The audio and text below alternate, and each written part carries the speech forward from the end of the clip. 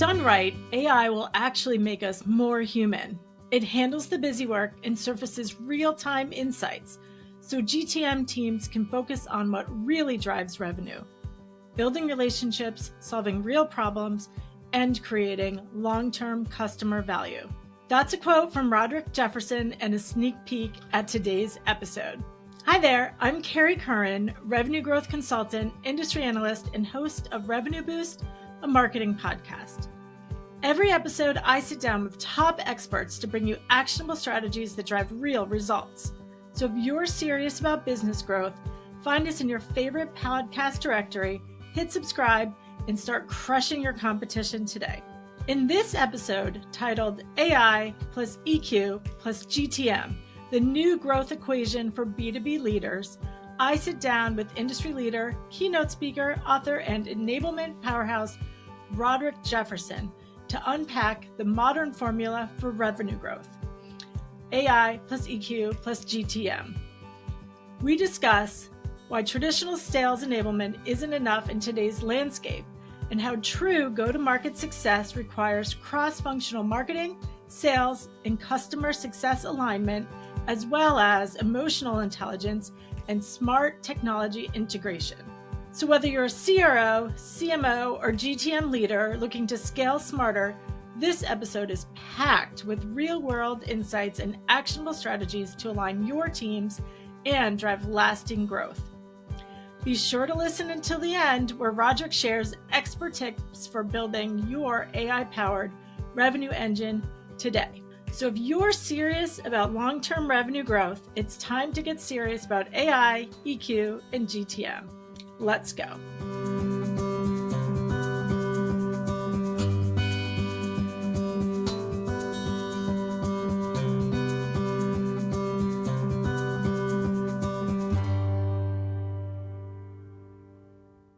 So welcome, Roderick. Please introduce yourself and share your background and expertise. Hey, Kerry. First of all, thanks so much for having me on. I am really excited. I've been looking forward to this one all day. So thanks again. I'm Roderick Jefferson. I'm the CEO of Roderick Jefferson and Associates. We are a fractional sales enablement, a fractional enablement company. And we focus on helping out kind of small to medium-sized businesses, that 10 to 100 million space that needs help, whether it be onboarding, continuing education, coaching, and I'm also a keynote speaker and I am an author as well. But I started out in my career as a sales guy. Started out at AT&T years ago. I was a BDR, did well, got promoted to AE, went to President's Club a couple of times, and then what do you know? Promoted to sales leader. And Kerry, I turned it down because I realized, and I know they thought I was crazy. But two things. One, I realized I love the process of selling more than I did taking down big deals. Mm-hmm. And secondly, oddly enough, I was not coin operated. I actually did it because I loved what I was doing and it gave me a chance to interact with people and do things like we're doing today of having a conversation.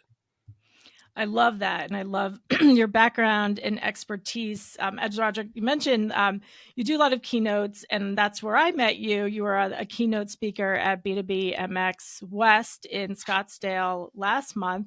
And I also have one of your books here that I've been able to dive into. God, that was last month. It feels like it was just last week. Where's time going? I know. It's this year is flying by. Today's the first day of spring. Wow. Yeah. But yeah, I appreciate your background and experience and for so many reasons. One is that we talked before the show is my dad was in sales at AT&T for probably 20 years and paid for my entire education and everything. And we're just comparing notes to that era. Thank you, AT&T. Yeah.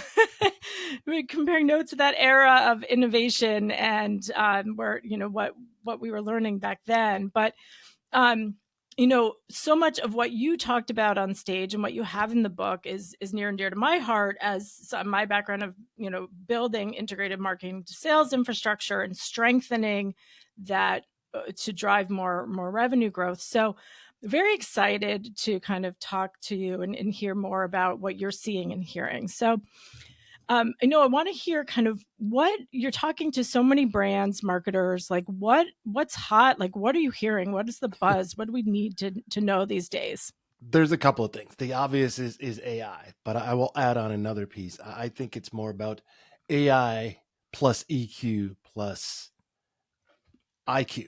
And Mhm. without any of those together, you will not be successful.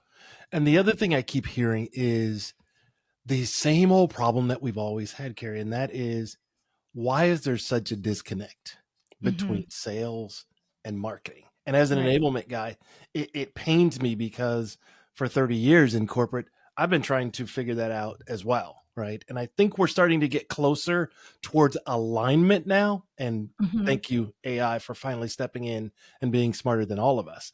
Right. Hmm. But it's still a long way to go. And I think Yeah. a part of that is because we're still making decisions in silos rather than Hmm. trying to get it together. And that's why I love, and I'm also one of the champions of getting away from sales enablement. I know I wrote the book on sales enablement. I get that. But I don't think it's about that anymore. And I think the Hmm. problem with that now in hindsight is it's so myopic to just focus on sales, because Yeah. now it's literally about go to market, right? Hmm. How do I bring in HR, marketing, product marketing, engineering, sales, and enablement all to the same table? And Hmm. now we start talking about the entire buyer's journey versus talking about the sales motions, sales process, selling motions, and trying to shoehorn our prospects and customers into that. Instead, step back and let's put that thing on its ear, right? Yes. And Yeah. instead of doing that, let's say, how do they buy? Who buys? Are there buying committees? Yes, there are. How many people are involved in it? Who do you need to talk to? And not just about your ICP, right? That to me is just the tip of the iceberg that goes very deep under the water. Yeah, no, I definitely I hear you so much there because going back to even when you said why you loved your sales roles early in your career because it's about helping people and it's I've Absolutely. always also taken the approach of like what are their business challenges and what do I have in my arsenal or portfolio that can solve them. And I know in your keynote you said I want sales to stop selling and start helping, but you can't do that if you're not partnering with marketing to really learn and message around the outcomes and that you drive or the pain points that you're solving. Absolutely. I think there's a couple of things to that as well. So let's kind of peel that onion. First Hmm. of all, around the helping versus selling, I'd say that's why we have spam filters on phones now, Yeah. right? Nobody wants to be sold to. And Right. that's why no one goes to a car lot anymore, because we all know what's going to happen. They're going Hmm. to talk at you, they're going to try and upsell you, they're going to put you in something that you don't really need or want. You're going to have buyer's regret and remorse. You're going to not enjoy the hard fruit, the hard work you put in for the fruit of your labor of getting that piece. Now, Hmm. let's take that same mindset and apply it to corporate and to entrepreneurship. Yep. If you go out and you, first of all, if you're doing all the talking, something's really wrong, right? Because a lot of people ask questions to move the sales forward instead of asking questions to really be inquisitive and curious to find out more, right? Hmm. Hmm. Then let's take it a step further. If marketing works in a silo, and let's say you're building out messaging and positioning, if you don't bring sales in, first of all, they're not going to use it. Newsflash, right? And secondly, it's only going to hit from the lenses of marketing. If you come together, you say, hey, tell me the top 3 or 5 things that you're hearing over and over and over. Let's work collaboratively and cohesively to now solve that. And then the third piece is, let's stop going out there trying to find, deliver, manufacture pain, because it's not always Right. about pain. Right. Sometimes it's about increasing productivity and efficiency. Right. Other Right. times it's about pain. And then the final Hmm. piece is, if it is pain, now you get to play doctor for a moment. And what I mean by that, Gary, is, do you need an Advil, a Vicodin, a Valium, a Percocet, Hmm. or do you need an extraction? Right. And just stop what you're doing and stop and get a tourniquet and stop the bleeding right now. The only way you're going to do that is bringing sales and marketing and product marketing and HR at all to the same table.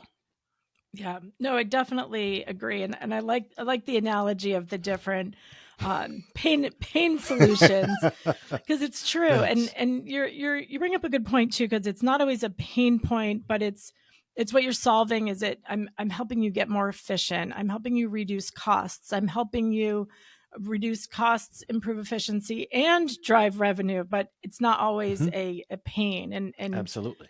And I've used the doctor analogy before as well, because you go in and you assess the situation, and then you can really customize, find where does it hurt the most. So I love that. Thanks. One of the challenges historically, though, is that sales and marketing have not been as aligned. Like, why do you think that has been, and where do you see that going? I think it's because one speaks French and the other one speaks German. True, true. Right. And so right now it's kind of close enough that I can understand a few things. Like Mm-hmm. I could order a beer and I could find the bathrooms. Right. Right. But it's not enough to really have a true conversation. And Mm-hmm. it all starts with the problem is they're both presenting to each other. Right. Instead of having a conversation, they're giving presentations. And they're also trying to, again, sell each other on their ideas, whether it be, Mm-hmm. we think that the first call pitch should look like this. We think that the competitive landscape looks like that. Sales says, the last time you went out and talked to someone out in the field, Yeah. right?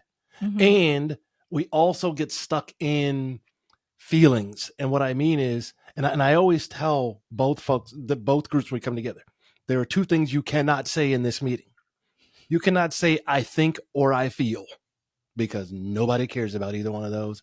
And it's only going to create a deeper and a wider gap between you.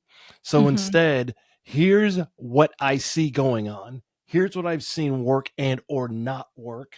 Here's what is being asked for by our prospects and our customers. If you stay in that space, first of all, there are no feelings involved. There are no emotions involved. Yep. It's just simply the data says and or the client or customer or prospect told us. And then you say, all right, I was out on the show floor. We were out doing a conference or a convention, and say, this was asked for several times. It could be, you know what? When our people get to, we love the first call pitch, but we get to slide 6 and it gets fuzzy or it creates problems. Mm-hmm. Hello, marketing, product marketing. Could we pull that out or could we find a way to smooth that out? Then you say, all right, you go back to product management and say, I've talked to 10 prospects and 8 times they've asked for this. Can we get that moved up on the release cycle? Okay, great. Yep. Then you go back to sales and you say, you know what? Only 28% of people are hitting quota. Here's why. Because they can't do true discovery and qualification. They're having a problem doing objection handling. So, marketing, could we work together to create maybe some role plays or create an accreditation as a stand and deliver so that everyone is messaging it on the same page and we're all singing from the same hymn? I know it sounds utopian, but frankly, over the years and 30 years, I was able to do that 6 times. So I know it can be done. And I don't think it's because I'm the smartest person on the planet. I think what happened is when you get sales and marketing together and you go back to the old adage of MQLs and SQLs, right? And you say, okay, marketing, we gave you so many leads. Says, yeah, but they all sucked. And you go back to marketing and you say, well, can you tell me what it should look like and what you're looking for? Rarely does that question get asked. As an enablement leader and as a fractional leader, that's literally the first question I ask. When we're talking about leads versus opportunities, right? First of all, do we have the same definition? Can you both tell me what they mean? And they normally look across the table and go, yeah, that's not what I thought it was at all. And you go, good. Now let's start at the root cause. And the problem is one is speaking French and one is speaking German. If you get past that, though, now the communication is in place. The next step is collaboration, right? Now it's how do we do this together?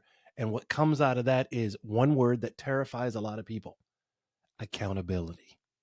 Because now I'm being held to and I'm holding you to, whether it be a timeline, whether it be a deliverable, whether it be an asset. because in order to get to really help out your prospects and your customers, it has to get to that third piece, and that's orchestration. Right? You've got communication, you've got collaboration, now orchestration. And that's literally what enablement does. That is the sole goal of enablement, is literally to make sure you put those three pieces together and that everybody is at the table, everyone has a voice and a vote. Hey everyone, it's me, Kerry Curran. If you're a B2B company that sells to marketers, whether you're an agency, MarTech, or AdTech, and your revenue is either flattening, declining, or just not growing fast enough, I can help. I've spent my entire career selling, marketing, and servicing marketers, so I know firsthand the challenges they face, the buying decisions they make, and what actually moves the needle. The truth is, most marketing strategies aren't built for revenue growth, but mine are. As your fractional Chief Growth Officer, I'll bring revenue-focused marketing strategies designed specifically for selling to marketers, deep expertise in agency, MarTech, and AdTech buying behaviors, modern go-to-market strategies that include everything from brand awareness to driving loyalty and retention, and a track record of doubling and even tripling revenue for B2B companies just like yours. So if you're tired of your stagnant results and you're ready to build a marketing engine that actually drives revenue, let's talk. Visit revenuebasedmarketing.com or connect with me on LinkedIn to schedule a consultation. Together, let's build a smarter, more profitable path forward. RBMA, Revenue-Based Marketing Advisors, we're revenue-based marketing that works. You're so smart and you bring up so many good points. Thank you so much. Because the with the MQLs and SQLs and the lack of collaboration, there's no one North Star, right? Mm-hmm. Marketing's just heavily focused on MQLs. To your point, might not be the same criteria that then moves the MQLs to SQLs. Absolutely. And then there's no feedback loop there. And I've seen it actually. One of the teams I was hired in to help, sales, marketing and sales didn't talk to each other, but then they complained about each other. And I'm like, you're grown-ups. The time for you to talk with each other. But and you'd think that would be obvious. But what I love too is that we're starting to see the framework of MQLs or the usage or the KPI of MQLs fade away, as to your point, you're getting to that one goal, that one North Star that where everyone's more accountable towards, and it's paddling in the same direction. Love that. I wouldn't say we're rowing yet, but we're certainly got our hands in the water and we're trying to go in the same direction. We can see the North Star. We can see it. Absolutely. You can see it flickering out there. Well, you know what? I give a big kudo to AI for helping with that. Yep. And interestingly enough, it's kind of like for a while, I equate it to social media. Would you agree that social media made all of us less social? I agree. Yes.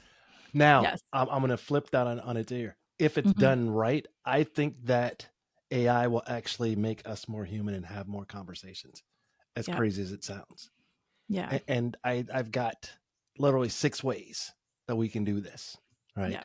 And the first is, let's go back to what we were talking about, which is streamlining lead scoring, right? If you were to use AI to prioritize leads on their likelihood to convert, I guarantee you it would allow sales to focus their efforts on just the most promising opportunities.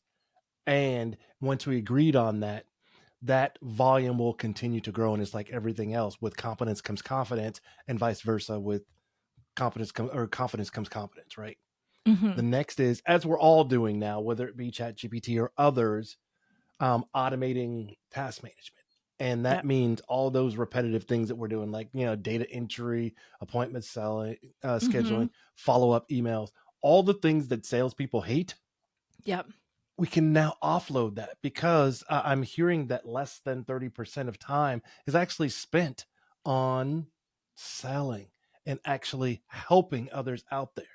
Now, if we take that off, then it frees up those sales reps to Yep. really focus on what I call those high value activities. Things Mhm. like, I don't know, building relationships with prospects and actually closing deals, Yep. right? And researching And researching and and how having about time pre-call to planning? prepare. Yes, Yeah, exactly. pre-call planning. There's an Yeah. interesting topic that we could talk about forever. Yep. The Yeah. the No, next one it's so is true. literally around analytics, and I'm talking about Mhm. real-time analytics, right? If, especially on the marketing side, if you could marketing and ops jointly, let's add them Mhm. into this boat that we're rowing with too, right? And then co-jointly, we could provide those sales reps Mhm. with real-time analytics and insights around their sales activities, um, around their funnel and deal velocity, things of that sort. Mhm. And what Mhm. that'll do is literally improve performance, and we get away from I think and I feel again, and everything Yep. becomes a data-driven decision. Yep. Yeah. The So next smart. one is the critical one, and that's personalized sales coaching. For as many leaders as I talk to on a daily, weekly, monthly basis, I'm going to make a bold blanket statement. Most sales leaders don't know how to coach. They're Yep. either trying to coach the way that they did, which is outdated, no longer works, or they're trying to peanut butter across their entire team. What if we could leverage, again, co-jointly and we'll call it the go-to-market team from for here forward, right? Yep. What if we were able to provide personalized coaching to sales reps through the leaders based on their individual strengths and weaknesses by Yep. analyzing things like their emails, their calls, and their meetings, and then working with the sales leaders to actually teach them how to lead instead of just, to lead instead of just managing. We Yep. go to a whole nother level. And that then translates into faster and bigger deals closing. Yep. The I next one's agree. Yeah. around that efficiency in the sales process, utilizing AI to create proposals, contracts, and other sales documents that would then allow the reps to spend more time helping by automating and streamlining the processes that are in place, and then reducing the time and the effort that's required to close deals because they're not going all the way down the rabbit hole to find out that this isn't a fit. Let's Right. cut Right. bait early. And that way Mhm. you can focus on deals that will literally move with prospects and customers where they really need your expertise. And the final piece is, and we don't want to leave out, which often gets left out, which is customer success on the back end, right? And that's working with them as part of the go to market team again to utilize not just AI driven chatbots and virtual assistants, but that they can actually handle those basic customer inquiries. And that'll Mhm. free up the CSM now to focus on those complex strategic tasks because we're not asking them to sell. We're asking them to do cross sell, upsell, renewal, which is actually new to them, right? Because for the Yep. longest, they were Yes. just about renewals. So Yes. they've Yes. never really been taught how to handle cross sell, upsell. Mhm. But the upside is it's really not a sale. It's a resale because it's a warm, friendly. And it also will stop CSMs from being, and we've all seen it, Kerry, 90 days before the renewal. You're my best friend now. Where have you been Yes. for 2 Yes. years? Yes. Right. And so I Yep. think the more we start connecting those dots of sales, marketing, and all the other components of the go to market team, guess who wins? Prospects and customers. Yep. Guess who wins? The You're company, helping them. because Yep. revenue goes up. Guess who wins? Mhm. You, because you get bonuses now, right? Yep. And all Yep. the other pieces that come in, whether it be an increase, spiffs or whatever it is for the sales folks on the marketing side. It's that, bump that you get later across, right? You've got your MBO. Oh, I hit it. Great. Now I've got a bonus coming. Yep. Yeah. But No, at the this is same time, you're so building smart. Yep. customers for life from the very Mhm. beginning, Yep. not just putting that weight on the shoulders of CSMs. Yep. No, I love that. And so much of Is that the helpful? yes, super helpful. And one of the things I love that you touched on customer success, because one of the aspects I love about go to market strategies is that it does include the lifetime value and the Absolutely. upsell and renewal piece. And I know, having been in my various roles, that sometimes they're just like, oh, well, their client services, they don't know how to sell. But to your point, if we can help coach them, equip them, make them comfortable, it goes a very long way. They become the lifeblood, right? Yeah. Because you do need net new, but at the same time, if sales on the front end builds this big, beautiful home with a short hallway and people are tripped out of the back, what use Yep. is that? Yep. Right. Yep. And I won't even get into the stats. You've done it, of what it takes to go and get a new customer win back versus just simply being human and helping. Yep. I love that. And well, that leads me to my next question or point I wanted you to share on, because one of the parts of your strategy, and again, your presentation was is about the importance of EQ and emotional intelligence. So can you just talk about that and why it's so important? Yeah, I think it comes down to a simple thing, and that is AI can provide content Hmm. for years beyond all of us, Yeah. right? It'll give you vast amounts of data and information, no question there. But it still requires a human to provide context Hmm. for Hmm. now. I'm not saying it's For going to be now. forever, but for now, right? Right. So Right. you take all of that, and it's kind of like, and I love analogy. So it's like building a gumbo, right? You put a little sprinkle here, a little season of that. So you put in the content from AI. Hmm. Then you've got the human piece of interpretation, right? And that's adding in and understanding all of that generated content of how to get it to the right person or company at the right time, in the Hmm. right language, Yep. at the right timing. And what do you get? You get a balanced approach, right? Of Hmm. combining the IQ plus the EQ plus the AI. You take all of that and it leads to just ridiculously optimal results if you do it right. Yep. I love that. And I love every aspect and kind of stage of your process, Roderick, is so valuable. I know your Thank you. clients are lucky to work with you. And Thank so you for so the much. people who are listening and they're thinking, yes, I need this, like what's the kind of baseline readiness, or how do people get started with getting more smarter about integrating sales and marketing and using AI? Well, there's two things. One, it starts with reaching out, whether it be on LinkedIn, social media, or on my website, and setting up first and foremost a simple conversation, right? And it's really trying to understand, where are you? Where have you been? Where are you trying to go? And at the end of the day, what does success look like? And my Hmm. question is always, success for who? Yeah. Right. Right. Which leads to the next step, which is an assessment. And I want to talk to every part of the go to market team, because not only do you have French and German, you've got Dutch, and you've got you name it, right? Spanish, Yeah. etc. Now I have to become the translator of dialects and languages. And that Hmm. is, well, this is what they said, but this is what they meant, and this is what they meant, but this is what they really need. Which leads to the third piece, and that is, a lot of times when I start with clients right away, they have an idea of what is quote unquote broken. I'm not looking Yeah. for what's broken. Yeah. Right. I'm looking for, what have you tried? What has worked? What hasn't Yeah. worked? And I'm trying to get to the root cause of why or why not. Yeah. Right. Yeah. I said it in the tweets that you saw. I become that 3 or 4 year old. But why? But why? But why? Yeah. But why? Hmm. Right. And the more Yeah. you do that, the more frustrating it gets. And I'm honest Hmm. about it. But to your point, that's the only way we can become a GTM team North Star, Yep. and make sure Yeah. that we're all following in the same direction, and we're all rowing, and we're not just kind of spinning around out in the middle Hmm. of nowhere. So it Yeah. starts with an assessment.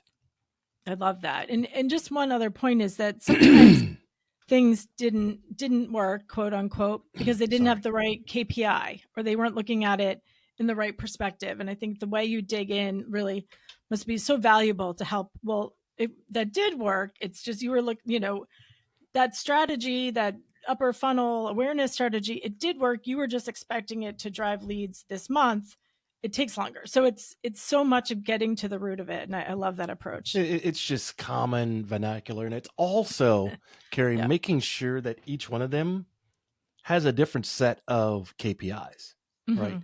If I'm talking to sales, I'm going to talk about average deal size, deal velocity, new pipeline, quota attainment, win rates, right? But if I'm talking to, let's say, a sales engineering leader, they don't care about those. Yeah. They care about number of demos per deal, number of wins and losses, number of POCs. If I go and I'm talking to customer success, they're going to look at me like I have three heads if I start talking about those. Instead, they want to talk about adoption rates and customer churn and lifetime value and CSAT and net promoter score and Reddit count reduction. So my job is to, one, like I said, set the bar of where the North Star is, but talk to them in their language, not enablement ease. Yeah. And sometimes it's sales ease, sometimes it's marketing ease, right? And I always have to set the bar of, assume I know nothing about any of your jobs, so don't use your acronyms. Explain what they mean. Yeah. Because, and in 30 years, I remember there were a couple of things. 12 different times the same acronym meant something different in every company. Yep, I believe it. And so get away from that and start trying to find more commonality than disagreement.